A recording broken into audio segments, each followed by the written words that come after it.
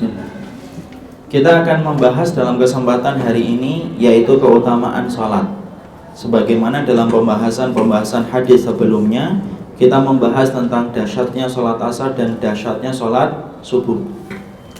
Maka sebelum kita kemudian membaca hadis-hadis yang berkaitan dan penjelasannya dari setiap masing-masing hadis, saya perlu menyampaikan ulang bahwasanya ternyata ada sholat-sholat yang memiliki keutamaan yang besar, jauh lebih besar daripada sholat yang lainnya, tanpa menafikan semua masing-masing sholat itu punya keutamaan di sisi Allah. Karena sesungguhnya bukan hanya sholat, waktu pun ada waktu-waktu khusus yang lebih dicintai oleh Allah daripada waktu-waktu yang lain. Sama pula sampai ayat suci Al-Quran dan surat-surat di dalam Al-Quran pun ada surat-surat yang mempunyai keutamaan lebih daripada surat yang lainnya. Sebagaimana ayat-ayat pun ada ayat yang lebih dicintai oleh Allah daripada ayat yang lainnya. Maka sholat subuh dan sholat asar, kenapa disebutkan oleh Imam Nawawi secara khusus, sampai beliau menyebutkan dalam pembahasan secara khusus di dalam babnya? Karena beliau melihat bahwasanya keutamaan yang dimiliki oleh sholat subuh dan sholat asar begitu sangat besar dibandingkan dengan sholat-sholat yang lainnya. Sehingga penting bagi kita memperhatikan keutamaan yang dimiliki oleh subuh dan keutamaan yang dimiliki oleh asar, supaya kita mampu mendapatkan keutamaan amal ketika kita menepati keutamaan ibadah. Maka kemarin kita telah membahas keutamaan pertama yang telah kita sampaikan dan telah kita uraikan secara panjang lebar, bahwasanya keutamaan yang disampaikan oleh Rasulullah dalam hadis yang disampaikan dari Abu Musa al-Asy'ari, Rasulullah SAW menjamin bagi siapapun yang mereka senantiasa menjaga dua waktu sholat, yaitu adalah waktu sholat subuh dan waktu sholat asar. Sampai Nabi bersabda, "Man sholal bardaini dakhalal jannah." Barang siapa yang sholat pada dua waktu, yaitu bardaini, dan tidak ada makna bardaini kecuali adalah subuh dan sholat asar, dakhalal jannah. Maka kemudian Rasulullah menjamin siapapun yang menjaga sholat subuhnya dan menjaga waktu asarnya, maka sesungguhnya dia mendapatkan surga. Yang kedua, kita juga telah mendapati Rasulullah SAW itu pernah kemudian menyampaikan keutamaan yang dimiliki oleh sholat asar dan sholat subuh, menguatkan tentang riwayat yang disampaikan dari Abu Musa al-Asy'ari. Ketika Nabi dalam hadis yang diriwayatkan dari Abi Zuhair, Umarah bin Ru'aibah, maka sesungguhnya Rasulullah SAW bersabda, "La yalijan nara ahadun shalla qabla tulu'i syamsi wa qabla ghurubiha," yakni al-fajra wal asra. Ya. Maka kemudian Rasulullah SAW bersabda, tidak akan pernah masuk ke dalam neraka orang yang mereka senantiasa menjaga sholat sebelum tenggelamnya matahari dan sholat sebelum terbitnya matahari. Sholat sebelum terbitnya matahari adalah sholat subuh, dan sholat sebelum tenggelamnya matahari adalah sholat asar. Jadi Rasulullah SAW dalam riwayat yang kedua, selain dari riwayat yang disampaikan dari Abu Musa al-Asy'ari, maka sesungguhnya sholatmu di dalam asar, sholatmu di dalam subuh ketika engkau rutinkan, maka sesungguhnya dua sholat itu mampu menjaga kita dari kobar api neraka dan jilatan pedihnya neraka ketika kita memperhatikan sholat subuhnya dan sholat asarnya. Lalu bukan berarti ketika kita memperhatikan subuh dan asarnya kemudian kita menafikan keutamaan zuhur dan menafikan keutamaan maghrib dan keutamaan isya. Bukan. Tetapi sesungguhnya ketika Nabi menjelaskan tentang keutamaan subuh dan keutamaan asar, tidak sama sekali menafikan keutamaan yang dimiliki pada sholat-sholat yang lainnya.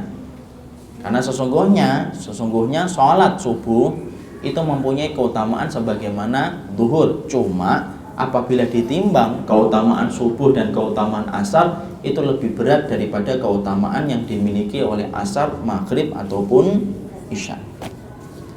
Makanya di situ pula kita mengetahui orang yang meninggalkan sholat asar itu tidak sama dengan orang yang meninggalkan sholat zuhur. Karena orang yang meninggalkan sholat asar sebagaimana dia meninggalkan amalan sehari dari sholat yang dia kerjakan. Jadi bukan berarti ibu nanti kalau ketika sudah ketinggalan sholat asar nih, ada anak kita sampaikan hadis ini, lalu kemudian kita sampaikan kamu tadi nggak sholat asar ya nak? Mungkin anak kita karena belum mengerti kewajibannya. Enggak mah, sampai maghrib iya. Ya sudah, kemudian mamanya mau ya sudahlah, nggak usah maghrib dan isya sekalian nak. Karena kemudian kamu juga tidak mendapatkan pahala kalaupun kamu sholat maghrib dengan isya. Salah. Maka itu justru akan mendapatkan 2 kali dosa. Dosa meninggalkan maghrib dan isyanya, tetapi kemudian dosa ketika dia meremehkan sholat asarnya. Yang benar itu adalah kehilangan. Seakan-akan dia meninggalkan sholat secara keseluruhan. Itu artinya dosanya itu hampir sama dengan dosa meninggalkan sholat 1 hari. Jadi misalkan ada orang yang meninggalkan sholat asar, setelah dia paham dia meninggalkan sholat asar, dan dia tahu hadisnya meninggalkan sholat asar sebagaimana meninggalkan sholat sehari suntuk, maka kemudian sudahlah, tidak usah maghrib, tidak usah isya, lu justru malah dapat 2. Dia mendapatkan yang pertama sudah meninggalkan asar, dia mendapatkan dosa sebagaimana dosa meninggalkan sholat semalam suntuk, ditambah lagi dosa meninggalkan maghrib dan dosa lagi meninggalkan isya. Jadi di situ kita paham itulah keutamaan yang dimiliki asar dan dimiliki zuhur, sampai Nabi itu tidak menyamakan kedudukan dosa antara orang yang meninggalkan zuhur dan orang yang meninggalkan asar. Kemudian kita juga mengetahui keutamaan yang dimiliki oleh sholat zuhur dan sholat asar. Dari Jundub bin Sofyan, qala Rasulullah sallallahu alaihi wasallam, man shalla subha fahuwa fi dhimmatillah, fangdur ya ibna adam la yatlubannaqallahu min dhimmatihi syai'un. Dalam satu riwayat Muslim diterangkan dari Jundub bin Sofyan, Rasulullah bersabda, barang siapa orang yang mengerjakan sholat subuh, maka dia berada pada perlindungan Allah. Jadi orang yang mendapatkan sholat subuh, dia berarti mendapatkan perlindungan dari Allah. Perlindungan ini disebutkan dalam bentuk umum, fi dhimmatillah, dalam bentuk umum. Jadi semua perkara yang bisa mendatangkan bahaya dan keburukan bagi kita, maka sesungguhnya dijaga oleh Allah. Dan saya ingatkan, perbuatan kebaikan itu sangat berperan besar kepada perlindungan dari segala keburukan yang kita peroleh. Ya, makanya kita mendapati ada seorang sahabat yang digigit kalajengking. Di pagi harinya dia menyampaikan kisah itu kepada Nabi, lalu kemudian Nabi bersabda, coba kamu di waktu sorenya membaca a'udzu bikalimatillahi tammati min syarri ma khalaq, pastilah kamu tidak akan digigit oleh kalajengking. Bahkan ada kisah nyata ini, satu keluarga yang mengadakan safar ke daerah Sumatera berhari-hari, sampai kemudian satu waktu ketika mereka sudah menghabiskan malam di perjalanan, maka mereka sebelum subuh istirahat. Subuh mereka sholat tepat waktu. Setelah itu apa? Mereka zikir pagi. Mereka zikir pagi. Suami istri ini memerintahkan putri-putrinya 2 untuk kemudian zikir pagi. Setelah mereka menyelesaikan hajat mereka kepada zikir pagi, mereka melanjutkan perjalanan. Dan ternyata qadarullah, mungkin karena ngantuk di waktu paginya, maka sang istri yang saat itu menggantikan posisi suami kemudian terjerumus kepada jurang yang cukup curam, walaupun kemudian tidak sampai menukik jurang itu. Sampai kemudian mobil itu menabrak banyak pohon ke bawah dengan kecepatan yang sangat tinggi sekali. Tapi Masya Allah, semua yang ada di mobil tersebut dalam keadaan aman, semua dalam keadaan tidak terlalu luka parah, mereka masih bisa membuka pintu, maka masih bisa kemudian berjalan. Walaupun kemudian secara logika orang-orang yang melihat, orang-orang di Sumatera itu ketika melihat itu, harusnya kalian itu semuanya meninggal, mati. Maka ketika beliau menyampaikan itu, cerita kisah itu, beliau sampai sampaikan, ini mungkin salah satunya Ustaz, saya yakin karena kekuatan zikir pagi yang kita rutinkan, maka ketika sebelum kami melaksanakan safar itu, kami kemudian zikir pagi dulu baru melaksanakan safar. Disitulah kita memahami perlindungan Allah itu diberikan itu dengan sebab. Jadi Allah tidak mungkin memberikan perlindungan kepada manusia tanpa sebab. Makanya di sini sampai kemudian Rasulullah menerangkan dulu sebabnya. Man shalla subha, barang siapa orang yang sholat subuh, maka dia berada pada tanggungan Allah, diberikan perlindungan oleh Allah. Allah itu tidak mungkin memberikan perlindungan tanpa sebab, karena di dalam hukum yang ditetapkan di dalam takdir itu ada sebab, ada akibat. Makanya orang yang mereka melaksanakan ibadah yang Allah ridhoi, Allah akan mendatangkan kepadanya sebab-sebab kebaikan sebagaimana dia mendatangkan ibadah-ibadah yang Allah ridhoi, sampai Allah memberikan perlindungan kepadanya. Dan Allah pun memberikan perlindungan kepadanya ketika saat itu dia dalam keadaan membutuhkan perlindungan yang tidak bisa didatangkan kecuali datangnya dari Allah. Nah, kisah yang saya sering sampaikan apa? Kisahnya Yunus kan? Yunus diselamatkan dari perutnya ikan paus karena kebiasaannya untuk bertasbih, berzikir. Sampai ketika di dalam perutnya paus pun dia tetap berzikir. Karena kebiasaannya Yunus bertasbih, falaula annahu kana minal musabbihin lala bisa fi batnihi ila yaumi yub'atsun. Karena sesungguhnya Yunus itu senantiasa bertasbih, kalau bukan karena tasbih, kami biarkan Yunus di dalam perutnya ikan paus sampai hari kiamat itu datang. Ini menunjukkan perlindungan Allah itu akibat, dan itu didahului dengan sebab, dan sebabnya adalah ketika kita mendatangkan ibadah yang diridhai oleh Allah Subhanahu wa taala. Sekarang mari kita bahas hadis nomor 1050.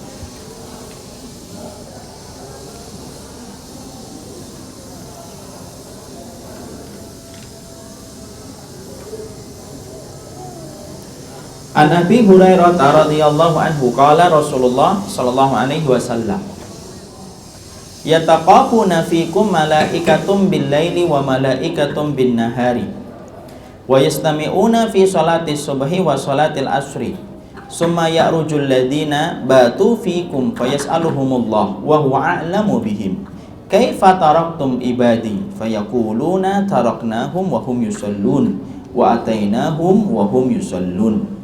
Hadis riwayat Bukhari Muslim. Dari Abu Hurairah radhiyallahu anhu, maka sesungguhnya berkata Rasulullah SAW bersabda, para malaikat malam dan para malaikat siang selalu silih berganti mendatangi manusia, silih berganti mendatangimu. Mereka berkumpul ketika sholat subuh dan mereka berkumpul pada waktu sholat asar.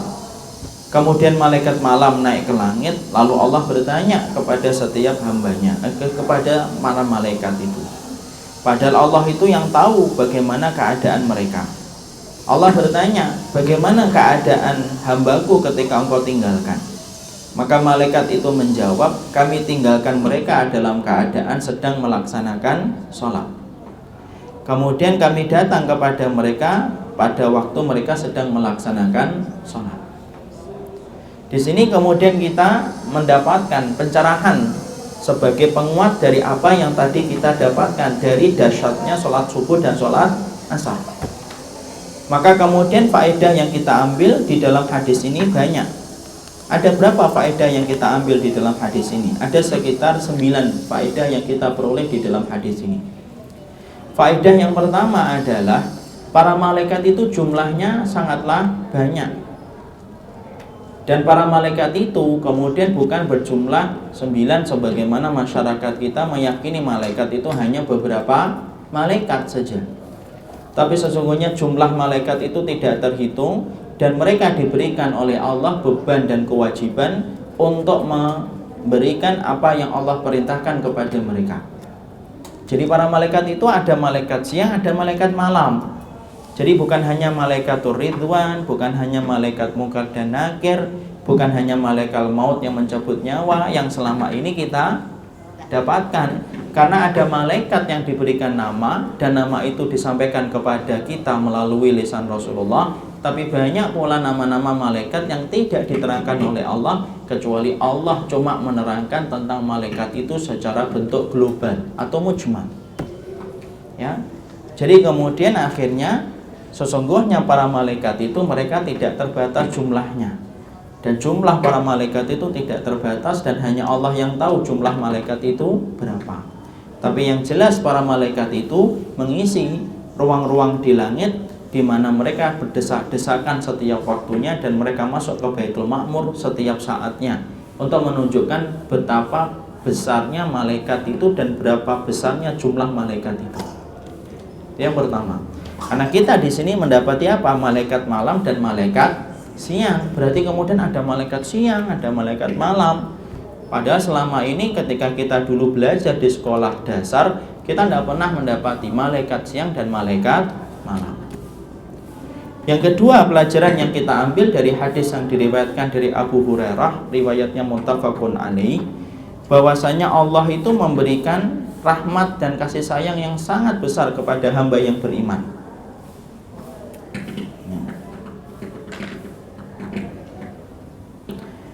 Maka kemudian saking besarnya rahmat Allah dan kasih sayang Allah bagi hamba yang beriman, maka Allah ketika turunkan para malaikat penjaga, Allah turunkan malaikat penjaga pada waktu yang terbaik, yaitu adalah pada waktu asar dan pada waktu subuh, supaya kemudian mereka melaporkan tentang hamba yang beriman dalam kondisi yang terbaik.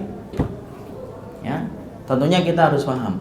Ketika Allah itu bertanya ya kepada malaikat, kaifa taraktum ibadi, bagaimana kalian meninggalkan hambaku? Bukan berarti Allah tidak tahu, Allah itu alim. Allah itu alim.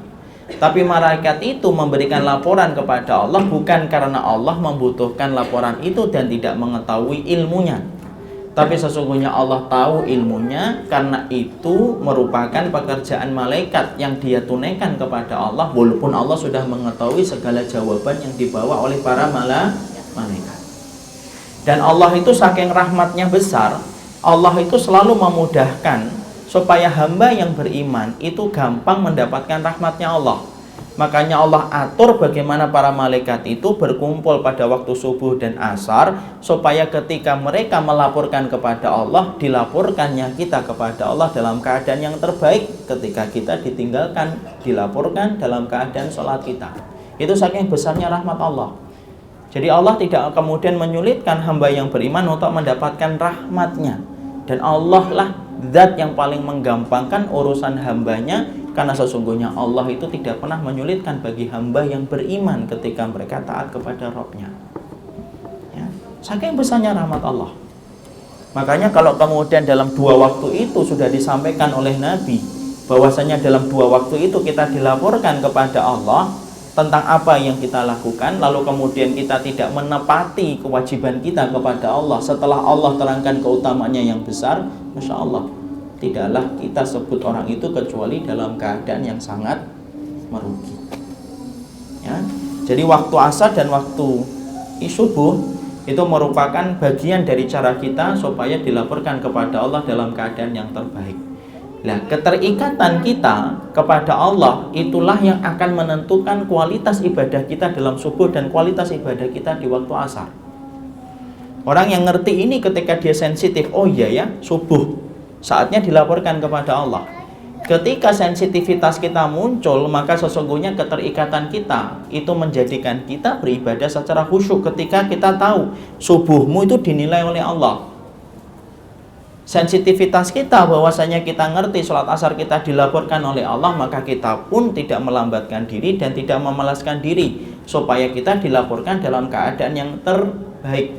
Makanya orang yang beriman adalah orang yang selalu merasa diawasi oleh Allah. Dan sungguh waktu asar dan waktu subuh merupakan tempat atau merupakan waktu emas ketika Allah memperhatikan bagaimana keadaan kita yang sebenarnya. Ya. Makanya ihsan itu apa? Anta'budallaha ka'annaka tarahu. Kamu itu kalau beribadah seakan-akan Allah itu melihatmu, dan Allah betul-betul melihat kita, sholat subuhnya kita dan sholat asarnya kita. Makanya kemudian tidak pantas untuk kemudian dilalaikan dan dilambatkan sholat yang bisa menjadi indikator dilaporkannya amal ibadah kita kepada Allah. Yang ketiga, apa faedah yang kita peroleh di dalam hadis ini? Hadis ini menerangkan kepada kita serta menguatkan apa yang telah disampaikan oleh para ulama, bahwasanya sholat itu merupakan rukun Islam dan kemudian tiang agama yang paling besar.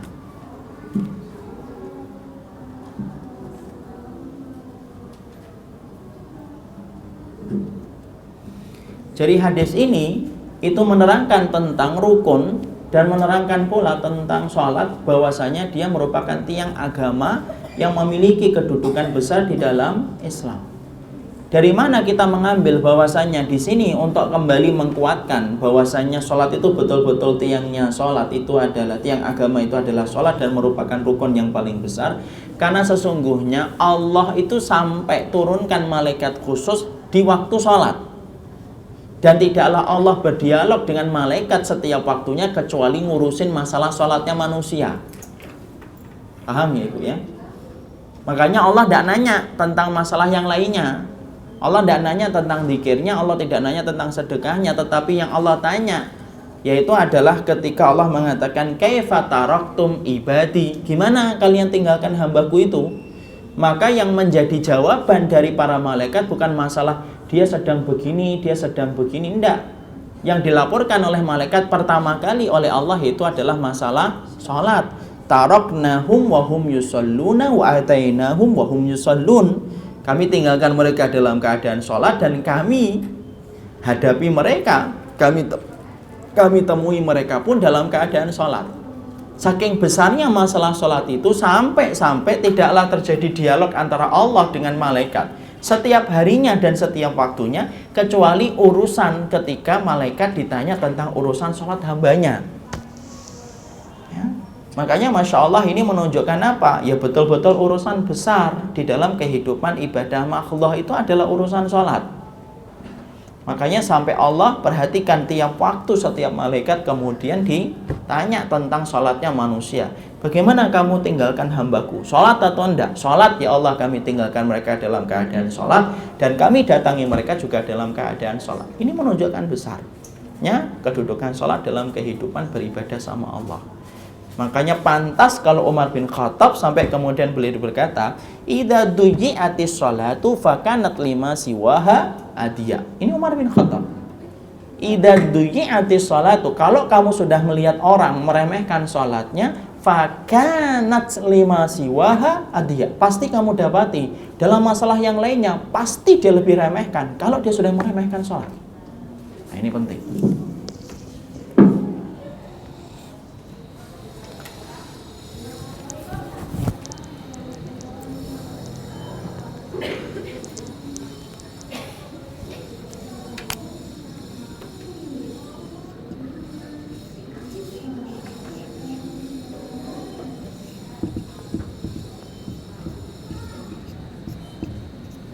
Idza duyi'atis sholatu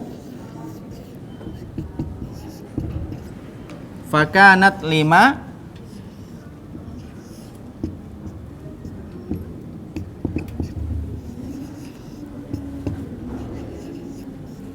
siwaha adiyah.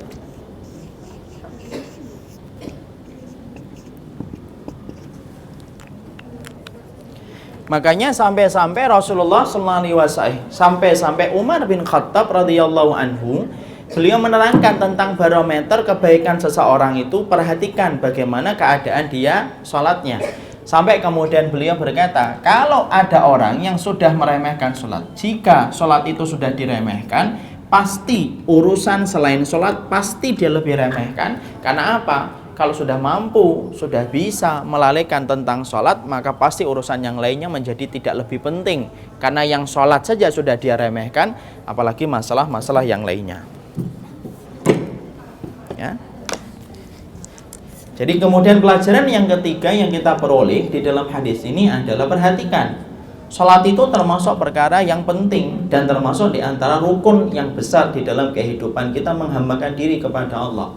Karena tidaklah dialog itu terjadi kecuali mengurus bagaimana kedudukan sholat seorang manusia kepada Rabb-nya. Sehingga kemudian disitulah wajar setiap mukmin adalah mereka yang memperhatikan bagaimana kedudukan sholatnya setiap waktunya dan setiap saatnya. Karena sesungguhnya itulah yang paling penting, sampai-sampai tidaklah dialog terjadi antara Allah dengan malaikat setiap waktunya kecuali dialog itu terjadi hanya karena mengurusi masalah sholat. Lah masalah sedekahnya gimana Ustadz? Masalah sedekahnya dilaporkan, tapi dalam bentuk tidak terperinci, dimasukkan di dalam catatan buku kebaikan amal yang akan dia lihat kelak pada waktu hari kiamat, tapi tidak terperinci dan tidak ditanyakan oleh Allah secara khusus, apakah hambaku hari ini sudah infak atau tidak. Walaupun infak dan sedekah pun mendapati kedudukan yang tinggi. Tapi yang jelas kalau sholat Allah khususkan untuk bertanya, karena besarnya kedudukan sholat di dalam kehidupan hamba yang beriman ketika terikat dengan Rabb-nya. Itu yang ketiga. Kemudian yang keempat,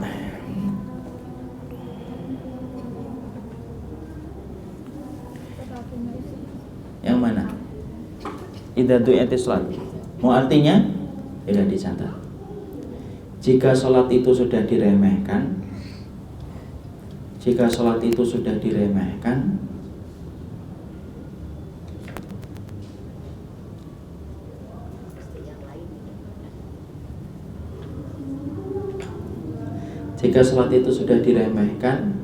maka pasti urusan yang lainnya lebih diremehkan.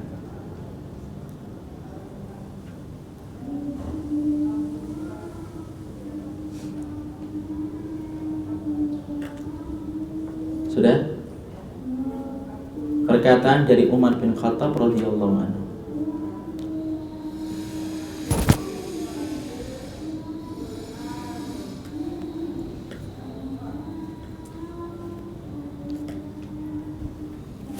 Sudah? Ya. Kemudian yang keempat, faedah yang kita petik dari hadis yang tadi kita baca dalam riwayatnya Bukhari Muslim dari Abu Hurairah, menunjukkan besarnya keutamaan waktu asar dan besarnya keutamaan waktu subuh. Makanya tidak mengherankan hingga Allah pun bersumpah dengan waktu subuh dan Allah pun bersumpah dengan waktu asar. Wal asri, itu sumpah yang menunjukkan keutamaan waktu asar. Was subhi, itu sumpahnya Allah yang menunjukkan keutamaan di waktu subuhnya, sampai Allah itu bersumpah dengan dua waktu itu. Lah saking besarnya keutamaan yang dimiliki oleh waktu asar dan waktu subuh, sampai-sampai kemudian Allah jadikan dua malaikat berkumpul pada waktu subuh dan berkumpul pada waktu asar. Saking cintanya Allah kepada dua waktu itu, sampai Allah pertemukan dua malaikat pada dua waktu tersebut. Padahal pada maghrib, padahal pada isya, dan padahal pada waktu maghrib, isya, dan kemudian pada waktu duhur, maka sesungguhnya para malaikat itu berkumpul sesuai dengan kelompoknya saja. Kelompok sholat duhur, kelompok sholat asar, dan kelompok kemudian sholat isya. Tapi khusus ketika pada waktu asar dan maghrib, Allah sampai jadikan dua malaikat bertemu, mereka bersua, mereka sama-sama menyaksikan sujudnya saya dan sujudnya anti ketika kita sujud kepada Rabb yang kita cintai. Karena Allah cintanya sampai Allah jadikan dua kelompok malaikat bertemu pada waktu itu untuk sama-sama menyaksikan atas apa yang kita kerjakan. Jadi kalau kemudian kita duhur, ibu, yang menyaksikan kita kelompoknya ya sekolah, yaitu kelompok sholat duhur malaikat itu. Tapi kalau subuh dan kemudian maghrib, asar, maka Allah kemudian jadikan dua kelompok malaikat yang Allah cintai, kemudian mereka menyaksikan perbuatan kita dan melaporkan apa yang kita lakukan di dalam rukuk dan sujudnya kita kepada Allah. Saking barokah besar yang dimiliki oleh waktu subuh dan waktu asar, waktu duhur dengan waktu asar. Maka itu kemudian yang menunjukkan yang ke waktu subuh dan waktu asar. Ya. Kemudian pelajaran yang berikutnya, ya. Yang kelima, kita dapati di sini yaitu adalah tentang iman kita kepada malaikat, mencakup bahwasanya malaikat itu melaporkan kejadian-kejadian yang terjadi dalam kehidupan manusia. Jadi dalam poin yang kelima kita apa? Termasuk cakupan iman kita kepada malaikat apa? Bahwasanya kita beriman bahwasanya malaikat itu melaporkan apapun yang terjadi kepada Allah. Itu termasuk iman kita kepada para malaikat. Jadi para malaikat itu adalah makhluk yang Allah ciptakan tidak untuk menyembunyikan dan tidak memendam apa yang mereka lihat. Tapi malaikat diciptakan oleh Allah menjadi pembantunya Allah Subhanahu wa taala, menjadi makhluk yang Allah ciptakan berkhidmah kepada Rabb-nya untuk menunaikan tugas dan kewajibannya, dan Allah memerintahkan malaikat untuk melaporkan setiap apa yang mereka temui dan apa yang mereka dapatkan.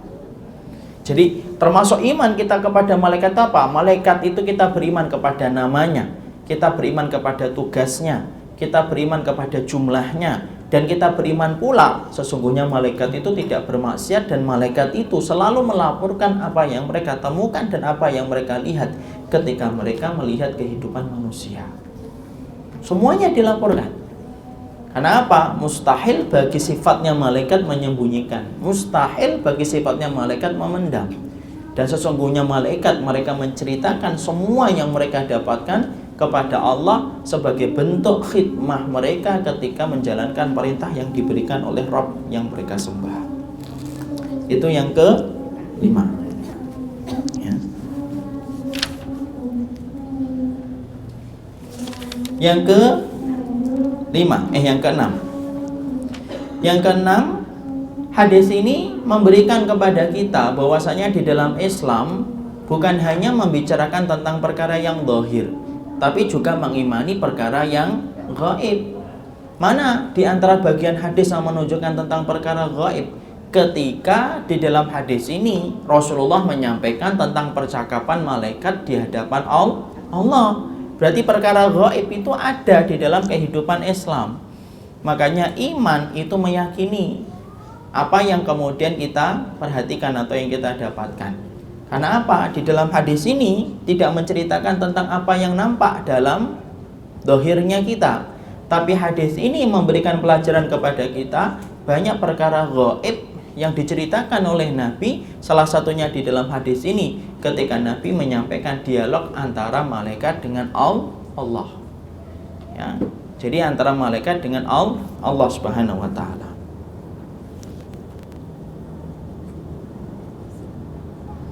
Jadi perkara gaib itu ada dan itu selalu ada dalam kehidupan ketika kita beriman kepada Allah Subhanahu wa taala. Itu nomor berapa? Nomor 6. Nomor 7.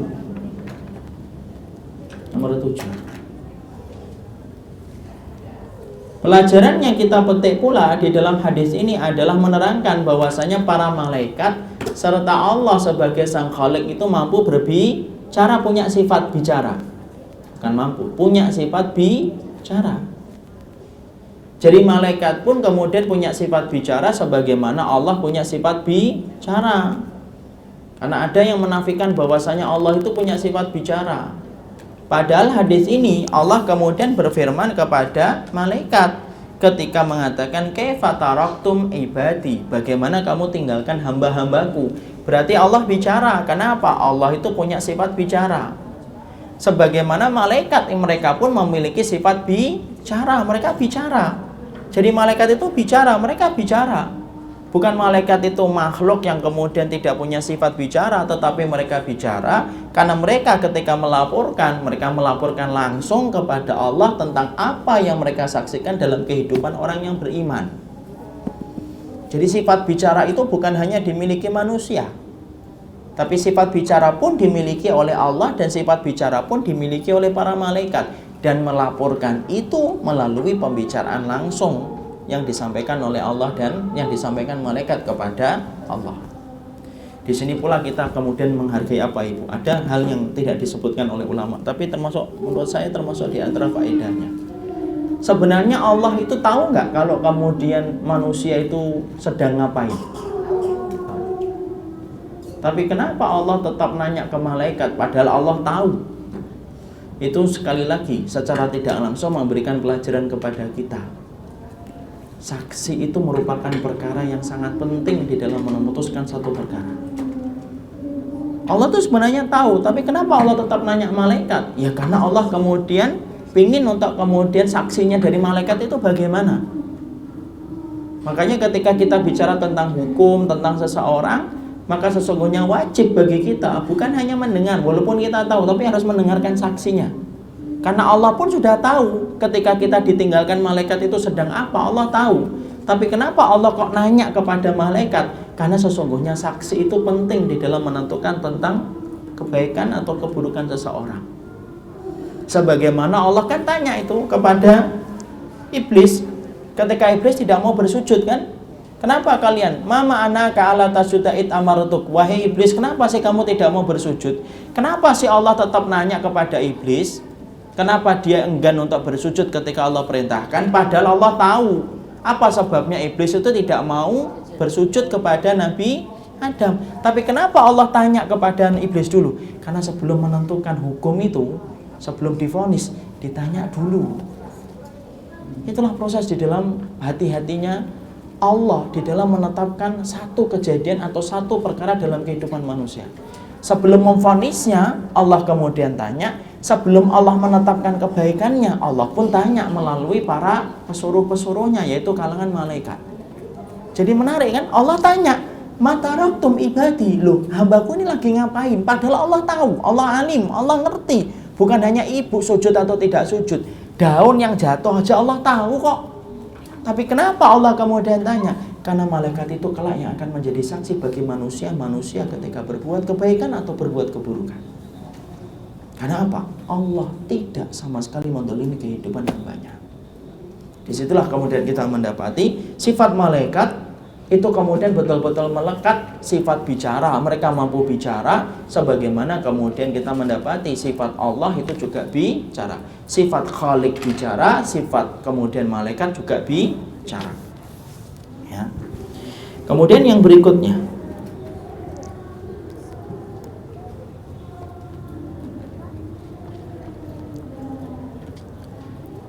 yang keberapa? Yang ke-8. Ya. Yang ke-8. Hadis ini memberikan kepada kita, yaitu adalah motivasi supaya kita bertambah semangatnya dan bertambah motivasinya di dalam melakukan setiap kebaikan, karena kita mengetahui malaikat melaporkan kepada Allah.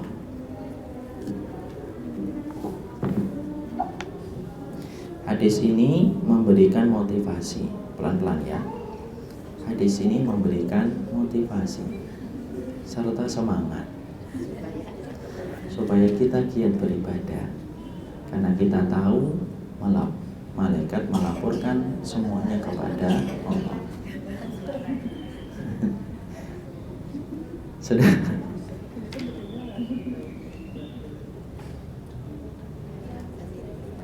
Hadis ini memberikan kepada kita motivasi serta semangat untuk beribadah, karena kita mengetahui para malaikat selalu melaporkan ibadah kita kepada Allah.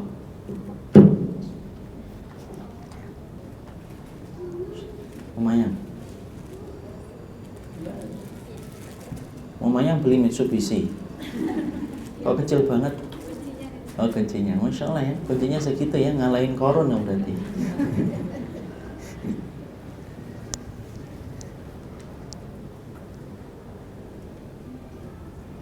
Sudah? Jadi akhirnya kalau kita mengetahui hadis ini, maka kemudian nanti ketika kita asar ataupun ketika besok subuhnya kan bertambah semangat. Kenapa? Ada malaikat nih. Tapi kita enggak usah ngomong loh ya. Catat yang baik-baik loh ya. Awas ya. Gitu.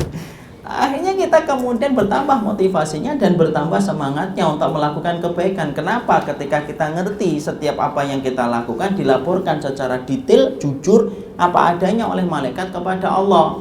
Coba kalau kita nggak ngerti hadis ini, mungkin hanya ngerti sholat subuh itu baik, sholat asar itu baik, mungkin biasa motivasinya.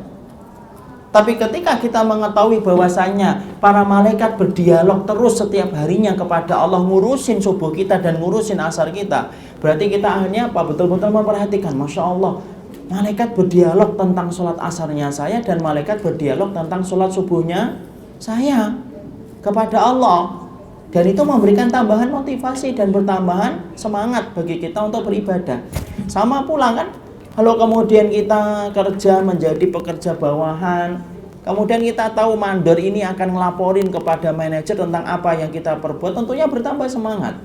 CCTV ketika merekam kita langsung, akhirnya apa? Kita tahu bahwasanya di balik CCTV ini ada manajer yang kemudian memperhatikan kita. Mungkin kita bertambah semangat. Cuma orang yang beriman bukan dalam perkara zahir urusan dunia mereka bersemangat, tapi dalam urusan dahsyat, yaitu adalah urusan batin mereka ketika iman mereka kepada Allah, maka sesungguhnya semangat mereka bertambah ketika mereka faham asarmu ada dialog antara malaikat dengan Allah. subuhmu ada dialog antara malaikat dengan Allah. Jadi Masya Allah, makanya kemudian sampai kalau kemudian kita paham ini, mungkin akhirnya kita nyesel, oh ya Allah, subuh kemarin ternyata lewat pada waktu yang sangat utama. Oh ternyata asarnya lewat pada waktu yang utama. Apakah kemudian keutamaannya ini pada awal-awal waktu? Sebagian ulama mengatakan iya. Kalau ada orang yang melaksanakan sholat asarnya ketika menjelang matahari tenggelam, itu malaikat sudah balik. Karena apa? Ketinggalan waktu itu menyebabkan sesungguhnya pengawasan malaikat itu kemudian menjadi berkurang. Mana dalilnya? Kita perhatikan orang yang sholat Jumat. Orang yang sholat Jumat itu dicatat oleh malaikat itu kapan? Sebelum berkumandang adzan. Dihitung siapa yang pertama mendapatkan onta, yang kedua mendapatkan sapi, mendapatkan kambing, mendapatkan ayam, dan yang terakhir itu apa? Telur. Kalau kemudian sudah berkumandang adzan, malaikat tutup bukunya, kemudian dia mendengarkan imam. Berarti kemudian di situ kita juga harus paham, kalau kemudian kita sholat subuh tapi kemudian jam 6 itu malaikatnya sudah balik. Sebagaimana ketika sholat asarnya kita menjelang matahari tenggelam, lebih sibuk dengan WhatsApp, kemudian lebih sibuk dengan online-nya kita, sampai kemudian akhirnya melewati batasan waktu yang utama. Sangat besar kemungkinannya dilaporkan oleh para malaikat, apa yang kamu tinggalkan dari hambaku? Dia lagi sibuk ngurusin sesuatu tapi belum melaksanakan sholat. Jadi kemudian di sini yang memperhatikan apa? Subuhnya di awal waktunya dan asarnya di awal waktunya. Itu yang kita dapatkan. Kemudian yang berikutnya yang ke 9. Maka kemudian di sini kita mendapati umatnya Rasulullah merupakan umat yang jauh lebih mulia daripada umat-umat selain Rasulullah. Umat Nabi itu merupakan umat yang lebih mulia daripada umat selain Rasulullah Sallallahu Alaihi Wasallam. Kenapa menjadi umat yang lebih mulia? Karena sesungguhnya keutamaan tadi itu tidak didapatkan pada umat sebelum Rasulullah. Jadi keutamaan malaikat melaporkan sholat asar dan sholat subuhnya kita hanya berlaku pada umatnya tapi tidak berlaku pada umat sebelum ini, di mana kemudian mereka tidak diperlakukan Allah sebagaimana Allah memperlakukan umatnya Nabi Muhammad Sallallahu Alaihi Wasallam. Itulah 9 faedah yang kita petik dari hal yang berkaitan tentang masalah masalah subuh dan masalah asarnya, supaya mendapatkan perhatian khusus dari kita. Sesungguhnya subuhnya kita dan asarnya kita merupakan dua waktu yang sangat istimewa. Saya ingatkan ibu, ketika ibu mendapati putra dan putrinya masih tertidur di waktu subuh, bangunin. Jangan sampai rasa belas kasih yang kita miliki menjadikan anak kita justru tidak mendapatkan keutamaan subuhnya dan mendapatkan keutamaan asarnya. Biasanya yang kemudian sangat ini itu apa? Yaitu adalah ibu-ibu. Kasihan, capek nanti sekolahnya. Kenapa ibu tega menjadikan dia letih ketika dalam urusan dunia ketika dia sekolah, tapi kemudian ibu selalu merasa tidak tega dalam urusan akhirat? Padahal itulah merupakan salah satu kebaikan yang dia akan peroleh. Bangunkan ketika subuh. Bahkan kalau bisa sebelum subuh sudah kita bangunkan, sudah kita mandikan.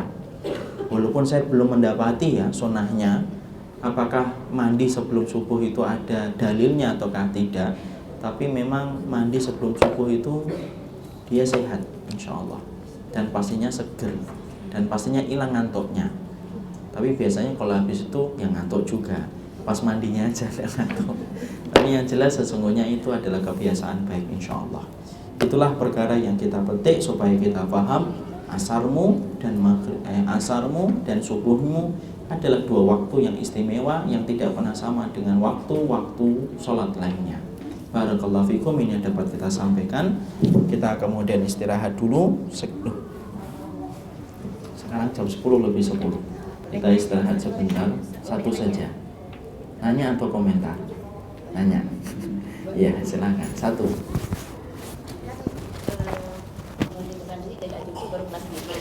Kenapa ibu? Menjaga cuti baru kelas 5 SD. Iya. Kalau sholat asar alhamdulillah karena dia mengaji cepat. Tapi sholat subuh agak susah. Saya dimotivasi dengan membeli iming-iming uang supaya kebiasaan gitu maksudnya. biasain sholat subuh cepat-cepat, nenek akan ditambahin hadiah bulanan gitu, boleh nggak? Boleh. Tidak apa-apa, memberikan reward hadiah merupakan bagian dari pendidikan yang diperbolehkan di dalam sunnah. Yang lainnya, yaitu pada waktu kita melaksanakan sholat jamak, apakah keutamaannya tetap berlaku atau tidak? Tetap berlaku, Ibu. Karena saat itu Ibu mendapatkan uzur. Orang yang tetap meruntikkan satu ibadah ketika dia melewati uzur sampai dia mengambil jamak, entah sakit ataupun safar, keutamaannya dia tetap dapatkan insya Allah. Karena itulah diantara penghargaan yang Allah berikan kepada orang yang mereka merutinkan ibadah. Sehingga ketika dia melewati waktu uzur sampai dia menjamak, entah karena sholat, entah karena safar ataupun karena sakit, maka dia tetap mendapatkan pahala yang sama sebagaimana dia melaksanakannya secara sempurna. Paham, Ibu? Paham? Ya. Yang lain, Om Hafid? Lama sekali nggak kelihatan ya? Insya Allah, semester pendek ya? Ahlan wa sahlan. Oh, sudah sembuh ya, Om? Alhamdulillah, Alhamdulillah, insya Allah. Insya Allah, moga-moga dapat surganya. Berbakti sama suami, ridhonya suami tidak ada harganya kecuali surga. Saya kira cukup, sudah berembus angin. Kita istirahat sebentar 10-15 menit, kita lanjutkan dengan pembahasan kitab Mawsu'atul Adab Al-Islamiyah. Barakallahu fikum, subhanakallahumma wa bihamdika, asyhadu an la ilaha illa anta, astaghfiruka wa atubu ilaika. Assalamualaikum warahmatullahi wabarakatuh.